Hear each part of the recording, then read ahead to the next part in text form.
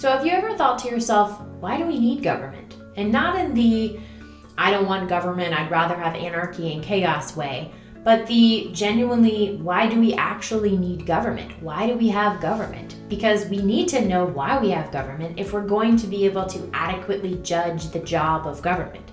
And I think this is something that's really missing in a lot of our political theory today. In a lot of our political discussions in the United States, we have a bunch of people arguing and fighting and getting mad about politics when nobody really actually knows what government's supposed to do in the first place, right? We have a bunch of expectations, a bunch of critiques on our government. Why is government doing this or not doing this? And yet, how many people could articulate exactly what government is supposed to do? Because if we don't know what government's supposed to do, we can't very well argue, critique, and get mad at government and judge them by a standard that we don't have, right? We have to have a standard by which to judge the job or the actions of government. And so any political talk I start, it doesn't matter who I'm speaking to, why I'm speaking there, I'm always going to start with this first foundational question. Why do we actually need government? What's the theoretical foundation for government in the first place before we can start talking about anything else in politics? You have to know that. Most people have no clue, and until you have that foundation, you can't even articulate a simple critique about government at all. So this will be different if you go to another country like China or any European country. Literally any other country, the answer to why they have government is going to be different than the answer I'm going to give you. Why? Because I'm giving you the reason or the theoretical justification for the government we have in the United States. You may not like it, you may disagree with it, and that's fine. But you need to know it so that you can then base your entire political philosophy off of the answer to that fundamental question. Because everything you believe about politics, every ideology you hold dearly, every single thing you think and critique about politics is built upon the foundational question, why do we need government? And if you haven't answered that for yourself, you can't really have a fully fleshed out ideology. So let's start with the basics. I give much more details about this in my blog where it's written out, but I'm going to give you a very sort of crash course detailed, I should say that differently, a crash course on the way that our government was originally created, the theories behind it. So we're going to rewind history way back to the 1500s and the 1600s with John Locke and Thomas Hobbes.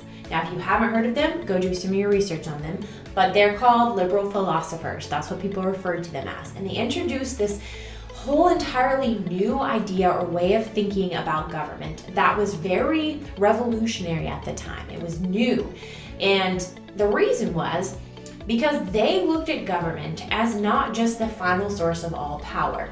Government, prior to sort of these liberal philosophers, save for a few, very few select details, I shouldn't say details, select exceptions to the rule, very few governments had been anything but arbitrary and tyrannical. Governments possessed all power and they could do whatever they want, and everyone under their power was completely subject to their power. So if the king or the emperor, whoever was in charge, said off with your head, it was off with your head, right? And there was nothing you could do about it. And the idea of rights was a foreign concept to most people.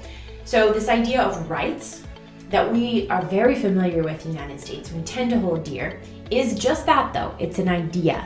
And we tend to think of rights almost as if they have some tangible nature to them. So in other words, you could hand me a pile of your rights. You can't hand me a pile of your rights because they're not real. They are very literally ideas, and until enough people have given that idea power, the idea holds no weight, therefore they don't even exist. So John Locke and Thomas Hobbes introduced a lot of these American ideas. We call them American because that's what we think of them, but they precede America. So let's look briefly at Thomas Hobbes. Thomas Hobbes, he introduced the idea of a state of nature. And he said, in a state of nature, which is presumably a state where there is no government, there is no society per se, there are no cultural norms, and there is essentially complete liberty. Complete liberty. And he says, in the state of nature, we all have a right to any and everything. A right. Now remember, this is revolutionary at the time, because again, in the realm of most of the countries he lived in, there was no such thing as somebody having a right to anything. The king or whoever was in charge had the complete control over your life. So, with that as the backdrop, he introduced this idea that we actually, as human beings, have a right to any and everything. That means even somebody's own body, we have a right to prior to government or society. Problem is, if everybody has a right to any and everything, and he says human nature is selfish and is basically motivated out of self-preservation above all else, then what ends up happening is we sort of devolve into this state of war, because if I see you have food and I need food, I'm going to do anything I can to get that food from you. So what is mine is yours, and what is yours is mine. I have a right to everything you have, and you have a right to everything I have. So everything devolves into chaos and anarchy, which is a problem. So the irony being that in a state of perfect liberty, there is no liberty, because everyone is living in fear for their own safety at all times. So no one is free. So given that, let's move to John Locke. So John Locke is going to take this to a whole new level. I haven't introduced the idea of a social contract yet, but I'm going to get there. So John Locke says, okay, yes, we live in a state of nature, presumably, and built on this state of nature, he introduces the idea of something called private property. Now, private property is unique because private property is this idea that we actually possess or own something, not the government. So think about it. In most governments at the time, were people allowed to have property in their bodies or anything else? Did we have property in and of ourselves? No. Everyone was the property of whoever was in charge. The king, the emperor, whoever it was. People were the property of the ruler, okay? And so there was no such thing as, well, I worked for something and that's mine, or my body is mine. Locke says, I'm going to introduce this new idea that we actually have a property in and of ourselves and the labor of our hands. So when we work for something, that is ours. Here's the problem though. In a state of nature where there's no government, and there's a lot of historical context here, motivations behind why these authors were writing what they wrote. If you want to learn more about that, go read my blog. Okay, back to what I'm saying. So with this idea of property, Locke said, let's say that you plant an apple tree, and this apple tree starts growing, and you produce apples, or the tree produces apples. These are yours because you planted the tree. It's the fruit of your labor, very literally. Someone steals that apple. You know that they stole your property. You believe that the punishment for that theft is death. So you kill that person. Who's to tell you no? In a state of nature, no one. Because you are literally the final judge, jury, and executioner of your own law. You're your own mini government. So in this state of nature, everyone's their own mini government, and they run and bump into each other, and things devolve into chaos and anarchy, much like Hobbes had predicted would happen, but without the concept of property involved.